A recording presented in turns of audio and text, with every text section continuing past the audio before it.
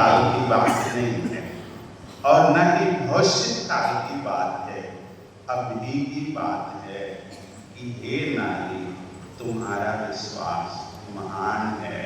हे पापा, हे भाई, हे नौजवान, हे बाबू, तुम्हारा विश्वास महान है। क्यों महान है? क्योंकि बेटी बीमार है। बेटी बीमार है। मैं नहीं समझता कि हमारे किसी के घरों में कोई भी समस्या नहीं होती।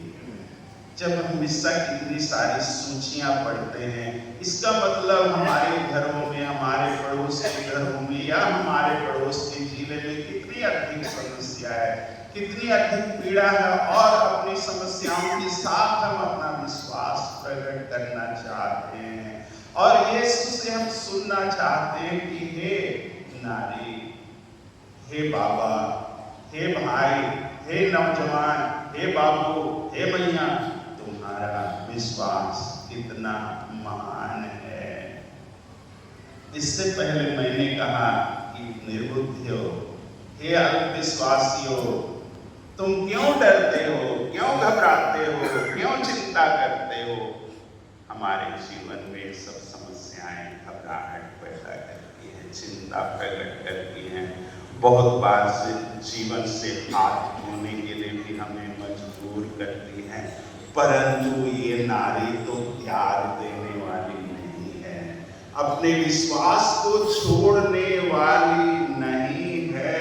एक बार पहचान लिया कि ये व्यक्ति है कौन, एक बार आपने पहचान लिया कि जिसको आपने पकड़ लिया है ये है कौन, जिसके पास मेरे और हर व्यक्ति की समस्याओं का समाधान है, वो इस्राएल के घराने की नहीं है, चुनी हुई प्रजा में से नहीं है।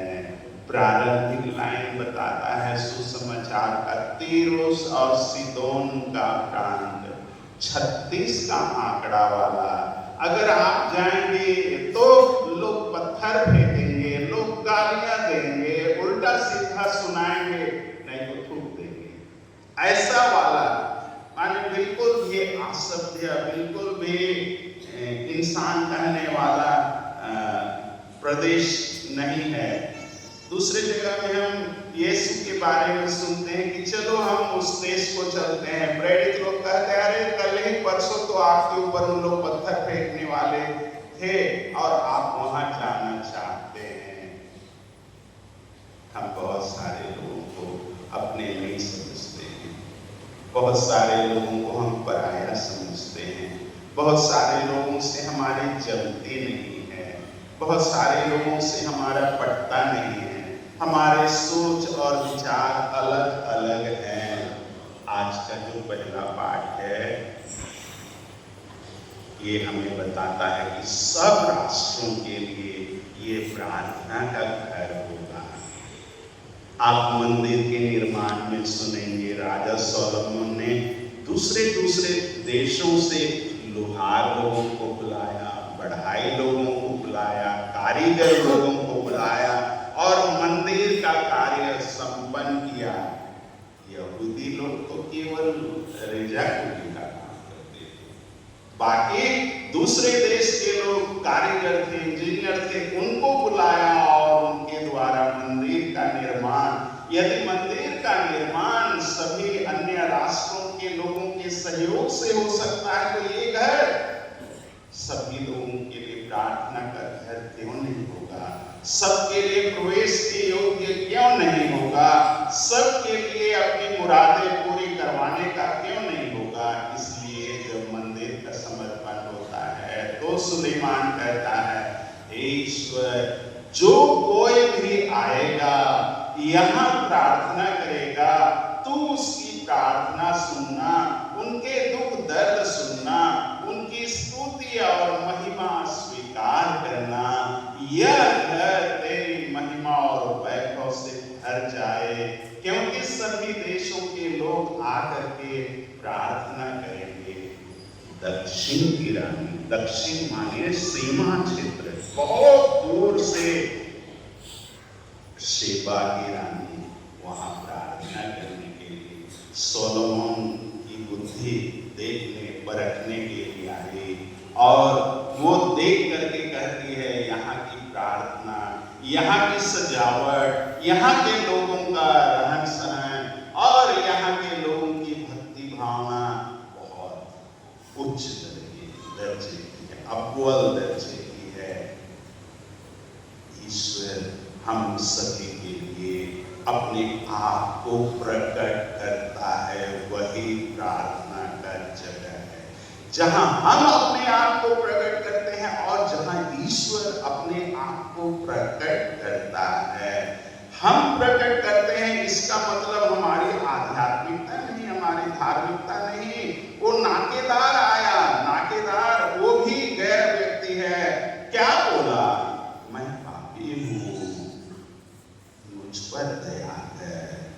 उसने अपना निकम्मापन, अपना छोटापन, अपनी विनम्रता चढ़ाई और यीशु कहते हैं कि इधर जो आया उपवास करता है, प्रार्थना करता है, त्याग करता है, चढ़ावा करता है, वो नहीं, वो जो पीछे वाला जो अपने आप को पापी स्वीकार किया, वही पाप मुक्त होकर गया।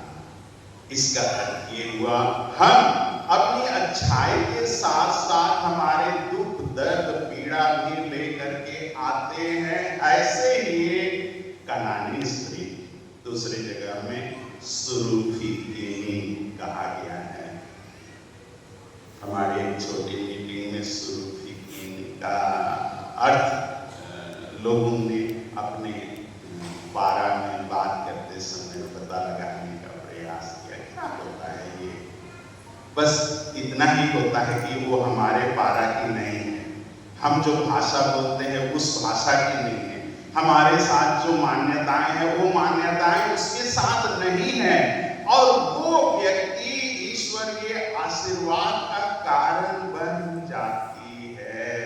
एक कनानी स्त्री जो हमारे जैसे समाज, हमारे जैसे मान्यताएं, हमारे जैसे विश्वास और हमारी जैसी सोच और विचार और हमारे जैसे सामुदायिक जीवन, सामाजिक जीवन का हिस्सा नहीं है, वो ईश्वरीय कृपा की सहभागी हो जाती है। पहले पहल यीशु से ये स्त्री कहती है, प्रभु दाऊद के पुत्र मुझ पर दया कीजिए, क्योंकि मेरी बेटी अब दूध से ग्रसित है।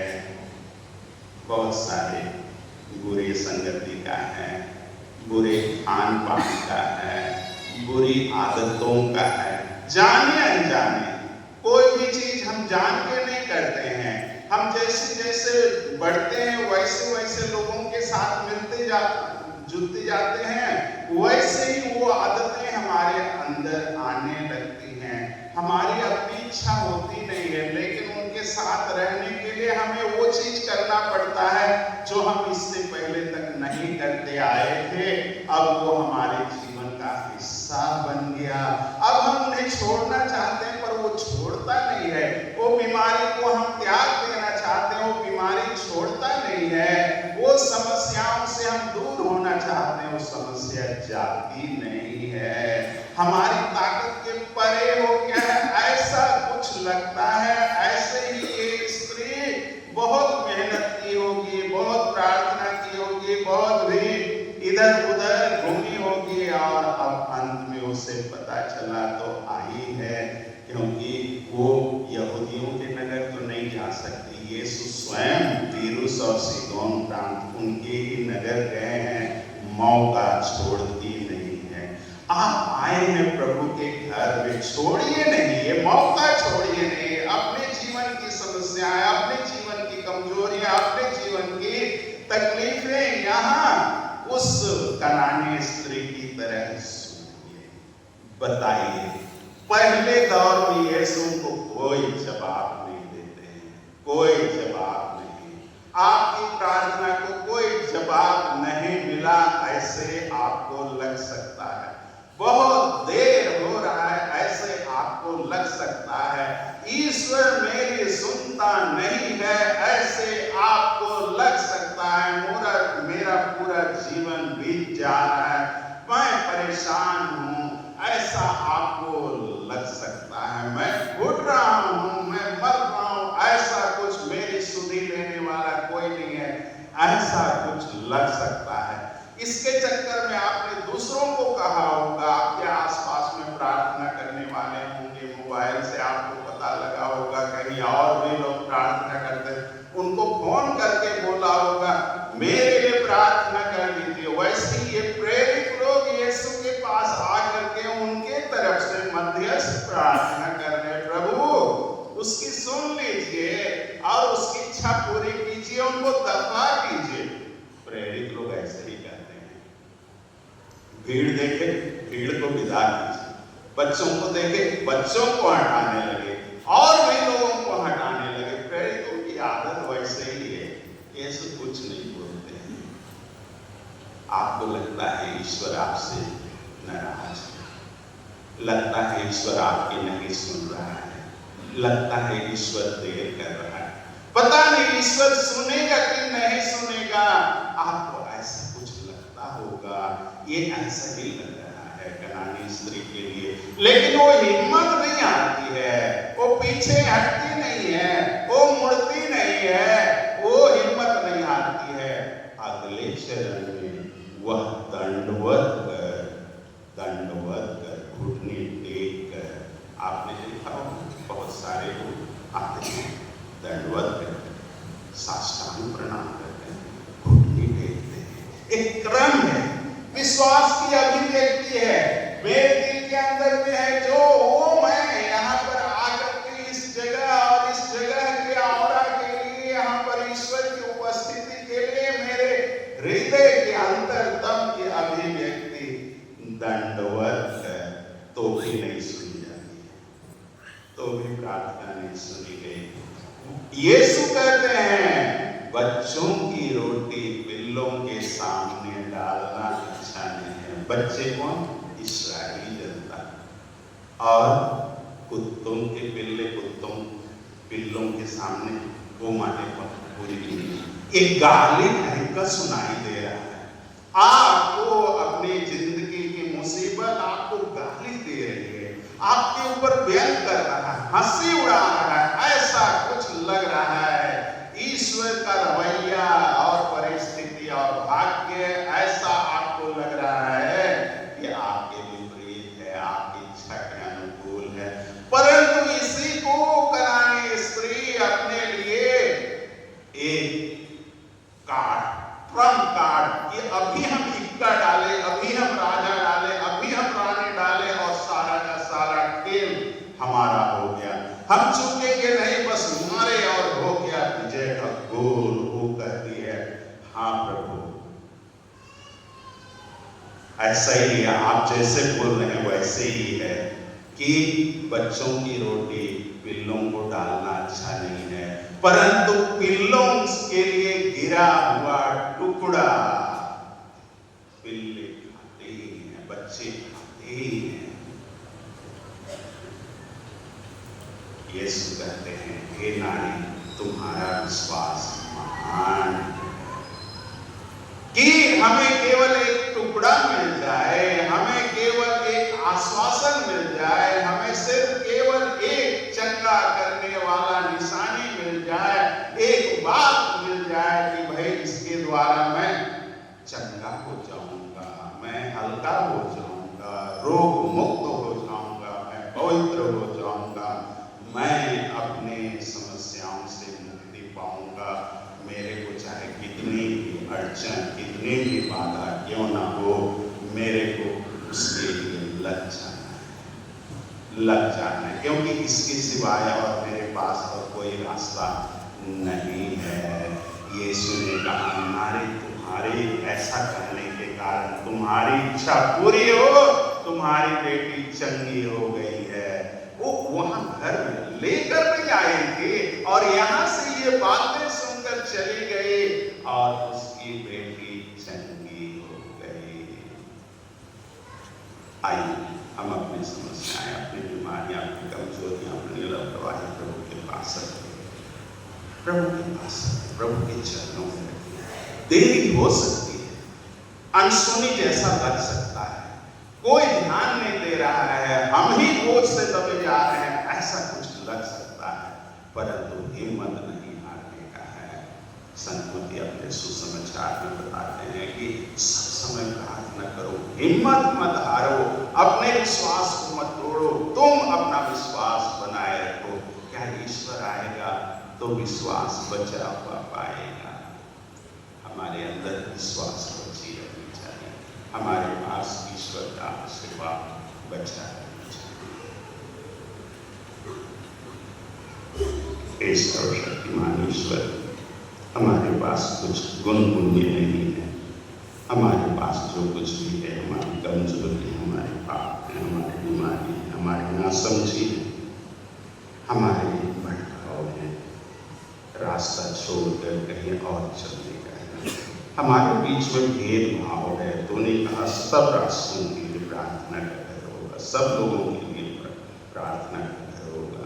हमारे बीच में सीमाएं हैं, हमारे बीच में बाधाएं हैं, हम इन बाधाओं को, इन सीमाओं को तोड़ सके और हम ईश्वर के तेरे पुत्र पुत्रियां बनकर, तेरे पुत्र पुत्रियों के लिए कोई बीमारी नहीं, तेरे पुत्र पुत्रियों के लिए शांति है, आनंद है, उल्लास है, उमंग है, क्षमा है, शांति, सौम्यता, संयम है। इन्हें हमें प्रदान करते हम प्रार्थना करते हैं हमारे प्रभु क्रिस्त के द्वारा। आमीन।